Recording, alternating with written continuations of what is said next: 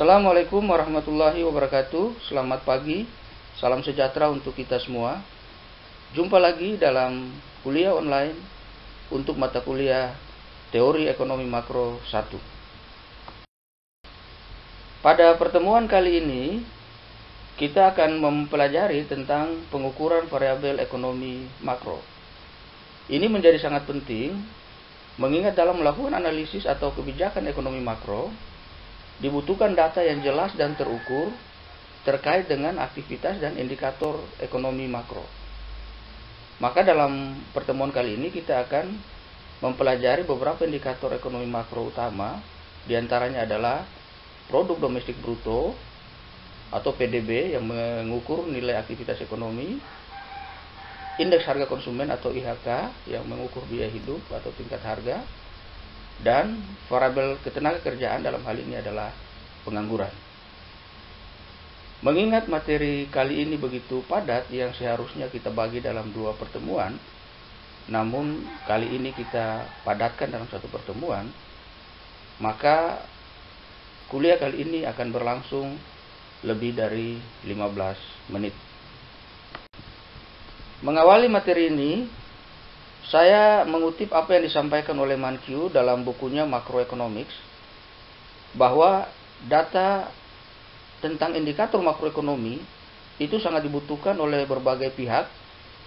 Jika para ahli ekonomi membutuhkannya untuk mempelajari perekonomian, maka para pengambil keputusan membutuhkannya untuk merumuskan kebijakan-kebijakan yang tepat.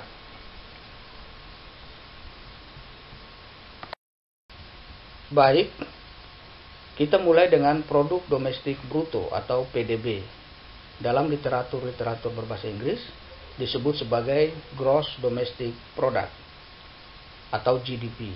GDP atau PDB ini secara umum diartikan sebagai keseluruhan produksi barang dan jasa yang dihasilkan oleh masyarakat suatu negara dalam periode tertentu yang dinilai atau diukur dalam mata uang yang berlaku. Kalau di Indonesia berarti rupiah. Sejauh ini, PDB masih dianggap sebagai indikator terbaik dalam menilai kinerja perekonomian suatu negara, karena PDB mencerminkan besarnya aktivitas perekonomian yang sedang berlangsung. Ada 2 perspektif dalam mengartikan PDB. Yang pertama sebagai total pengeluaran dan yang kedua sebagai total pendapatan. Mengapa pengeluaran sama dengan pendapatan? Karena dalam setiap transaksi, pengeluaran dari pembeli itu menjadi pendapatan bagi penjual. Oleh karena itu, dalam sebuah sistem perekonomian yang seimbang, pengeluaran itu harus sama dengan pendapatan. Lebih jelasnya dapat kita lihat dalam aliran sirkulasi ekonomi untuk perekonomian tertutup sederhana berikut ini.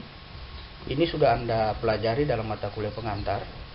Di sini kita hanya sekedar mereview saja untuk membuktikan bahwa pendapatan itu sesungguhnya sama dengan pengeluaran. Anda perhatikan aliran berwarna biru, ini merupakan aliran output, di mana rumah tangga menyediakan faktor produksi kepada perusahaan, dan perusahaan menggunakan faktor produksi tersebut untuk menghasilkan barang dan jasa. Lalu perusahaan memberikan balas jasa terhadap faktor produksi tersebut dalam bentuk pendapatan kepada rumah tangga. Rumah tangga menggunakan pendapatan tersebut untuk melakukan pembelian barang dan jasa dalam bentuk pengeluaran. Pengeluaran rumah tangga ini menjadi pendapatan bagi perusahaan.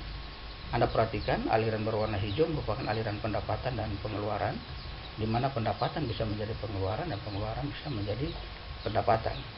Di sini nampak bahwa pendapatan harus sama dengan pengeluaran untuk menjamin agar keseimbangan ekonomi itu bisa senantiasa terus tercapai. Dalam penghitungan PDB, kita mengenal sebuah konsep yang disebut nilai tambah atau value added. Value added atau nilai tambah merupakan nilai output dikurangi dengan nilai barang antara atau intermediate goods yang digunakan untuk menghasilkan output tersebut. Jadi kalau nilai output akhirnya sudah kita hitung, maka nilai intermediate goods-nya tidak perlu lagi dihitung, karena akan terjadi double counting atau penghitungan ganda. Oleh karena itu, penghitungan PDB pada setiap tahapan produksi atau pada setiap sektor, itu yang dihitung adalah nilai tambah, bukan nilai outputnya. Sebagai contoh, misalnya seorang petani menanam pohon jati, setelah panen kayunya dijual ke perusahaan sawmill seharga 5.000. Lalu perusahaan sawmill mengolahnya menjadi papan dan dijual ke perusahaan mebel seharga 6.000. Perusahaan mebel kemudian mengolahnya menjadi meja dan menjualnya seharga 10.000. Jika nilai output di setiap tahapan produksi yang kita hitung, maka kita akan mendapatkan angka kayu 5.000 ditambah papan 6.000 ditambah meja 10.000 menjadi 21.000. Sesungguhnya angka ini terlalu besar karena sudah terjadi double counting atau penghitungan ganda di situ. Nilai PDB tidak sebesar itu. Nilai PDB adalah sebesar nilai dari output akhir. Oleh karena itu, untuk menghindari terjadinya double counting, maka penghitungan PDB di setiap tahapan produksi atau di setiap sektor menggunakan konsep nilai tambah atau value added. Dalam contoh ini, nilai tambah untuk kayu adalah 5.000, nilai tambah untuk papan adalah 1.000, dan nilai tambah untuk meja adalah 4.000. Jadi kalau dijumlahkan 5.000 ditambah 1.000 ditambah 4.000, maka hasilnya adalah sebesar 10.000. Nilai inilah yang disebut nilai PDB yang sama dengan nilai dari produk akhir. Berikut adalah beberapa hal terkait PDB yang juga perlu Anda ketahui. Yang pertama terkait komponen PDB. Anda tentu ingat persamaan Keynes, Y sama dengan C tambah I tambah G tambah NX. Tentu Anda familiar dengan persamaan ini karena sudah Anda pelajari di mata kuliah pengantar. Persamaan ini akan kita eksplor terus di pertemuan-pertemuan selanjutnya untuk menghitung pendapatan nasional keseimbangan. Terlihat bahwa Y atau PDB atau total output itu merupakan total pengeluaran yang terdiri dari pengeluaran konsumsi ditambah pengeluaran investasi ditambah pengeluaran pemerintah ditambah ekspor bersih. Ekspor bersih ini didapat dari ekspor dikurangi impor. Dengan demikian dapat disimpulkan bahwa PDB itu sesungguhnya sama dengan total output, sama dengan total pengeluaran, dan juga sama dengan jumlah value added di seluruh tahapan produksi. Selanjutnya, kita juga mengenal konsep produk nasional bruto atau PNB atau gross national product GNP. Ini sebenarnya sama dengan PDB, namun bedanya jika PDB itu total output yang dihasilkan di dalam negeri baik oleh warga negara Indonesia maupun warga negara asing, sedangkan PNB itu total output yang hanya dihasilkan oleh warga negara Indonesia baik yang ada di dalam negeri maupun di luar negeri.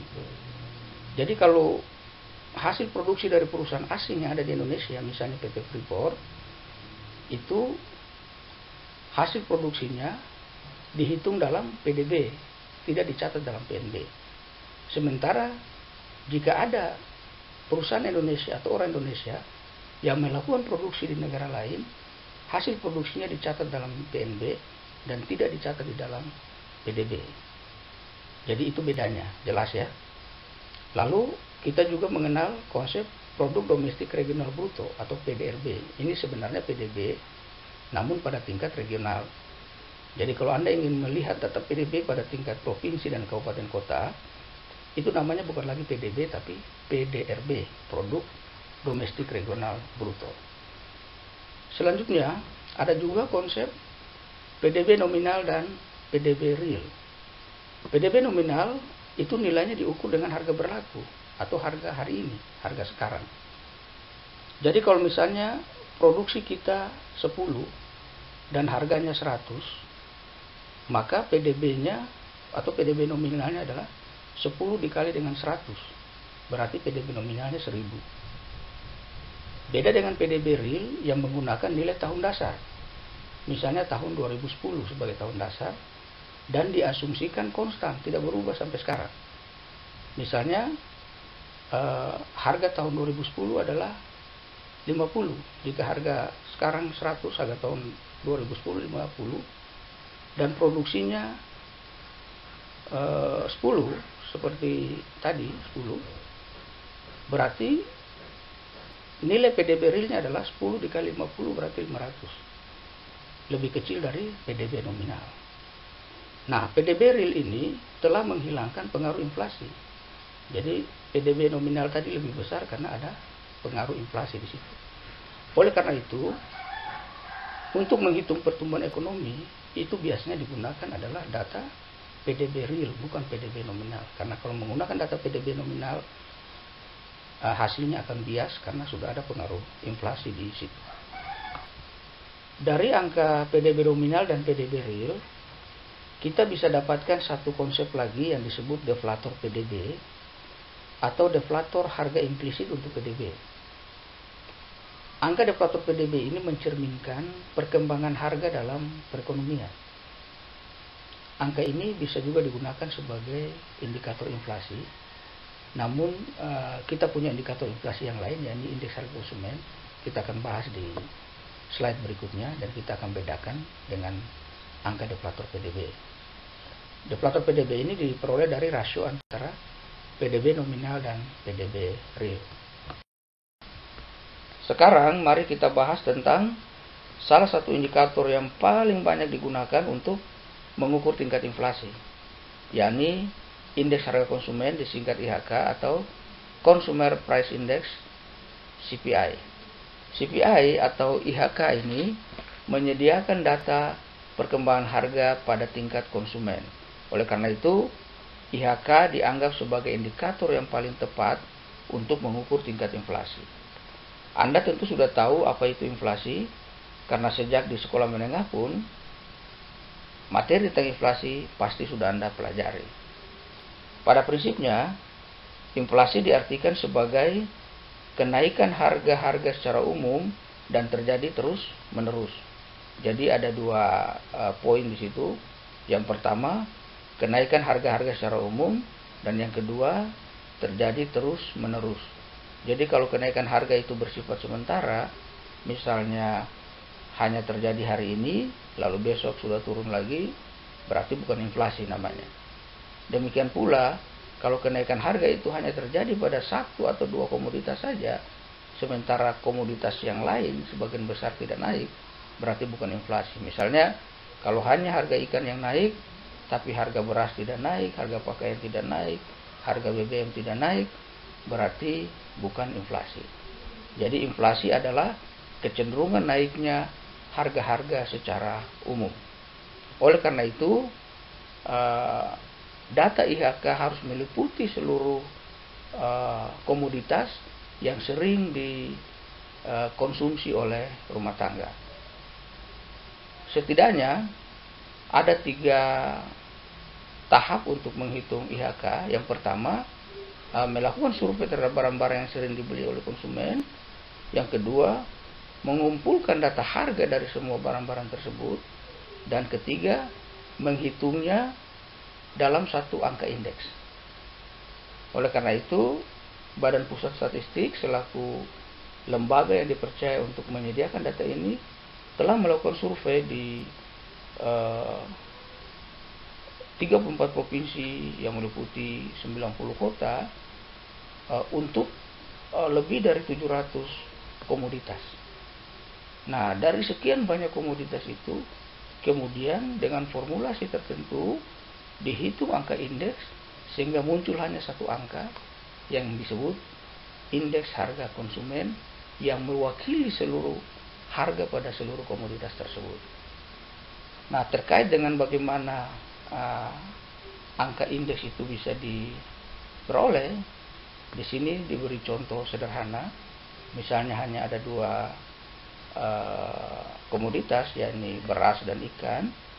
Lalu ada informasi tambahan bahwa tiap tahun konsumen membeli 20 beras dan 10 ikan, dan harga beras dan harga ikan sudah ada informasinya, tinggal dikalikan, lalu itu menjadi komponen biaya hidup yang harus ditanggung oleh konsumen. Lalu dari situ kemudian bisa dihitung angka indeksnya. Dari angka indeksnya atau IHK, lalu kemudian melalui rumus pertumbuhan bisa dihitung tingkat inflasi. Selebihnya silakan Anda dalami, Anda pelajari lagi dalam buku-buku referensi yang sudah direkomendasikan. Pada slide sebelumnya tentang PDB, kita pernah menyinggung tentang satu konsep atau indikator yang juga mengukur tentang tingkat harga, yakni deflator PDB.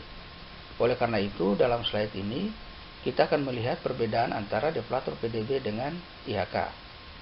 Perbedaan yang pertama, deflator PDB menghitung harga pada tingkat produsen. Jadi, harga dari seluruh barang dan jasa yang diproduksi itu masuk dalam hitungan deflator PDB.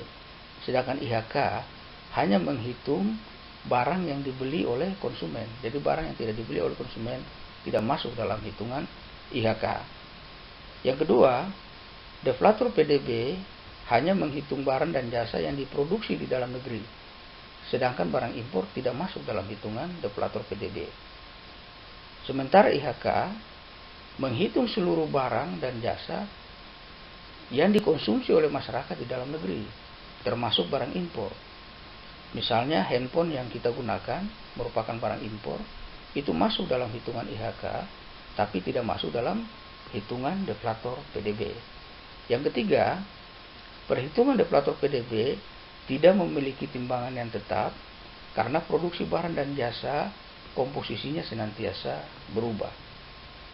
Sedangkan IHK memiliki timbangan barang dan jasa yang tetap, yakni sekelompok komoditas yang dianggap sering dikonsumsi oleh masyarakat atau rumah tangga konsumen.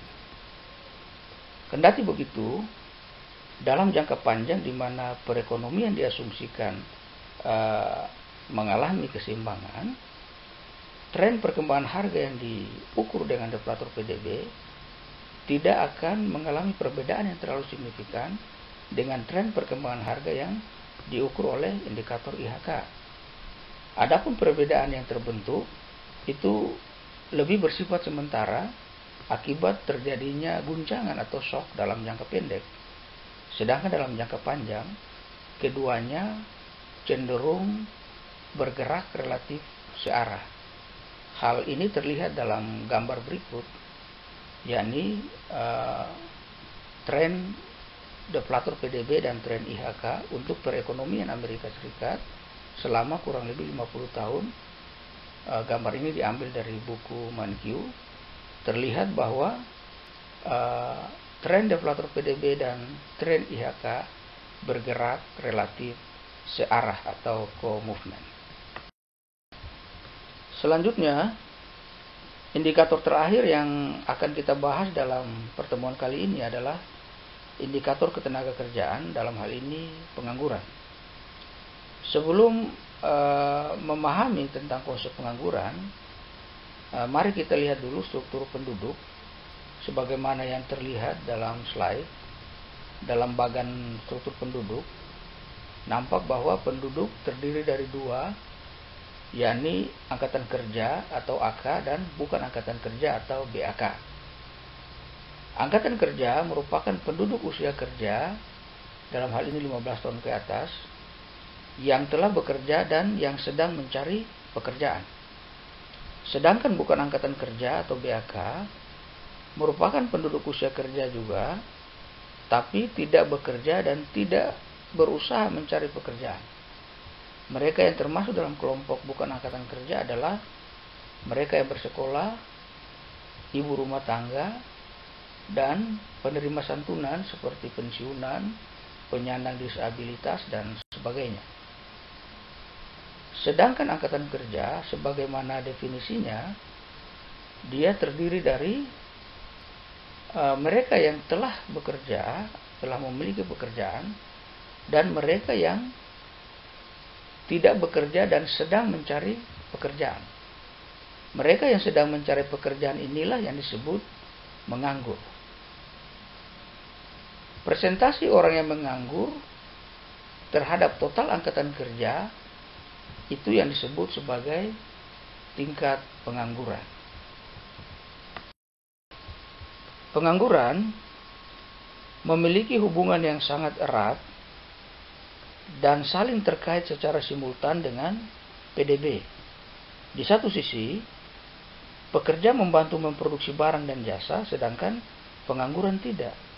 Artinya, semakin banyak orang yang bekerja atau semakin sedikit orang yang menganggur, maka barang dan jasa yang diproduksikan semakin besar atau PDB semakin besar. Pada sisi yang lain, PDB yang besar mencerminkan tingginya aktivitas ekonomi. Aktivitas ekonomi yang tinggi itu dapat membuka kesempatan kerja lebih besar, sehingga orang yang bekerja akan lebih banyak dan orang yang menganggur akan lebih sedikit. Dengan kata lain, semakin besar PDB, semakin sedikit pengangguran. Artinya memang ada hubungan negatif yang bersifat simultan antara PDB dengan pengangguran. Seorang ekonom bernama Arthur Okun membuktikan hal tersebut dengan melakukan penelitian terhadap perekonomian Amerika selama 50 tahun, dan dia memplot data kedua variabel ini, dan di situ dia melihat ada hubungan yang negatif antara PDB dengan pengangguran.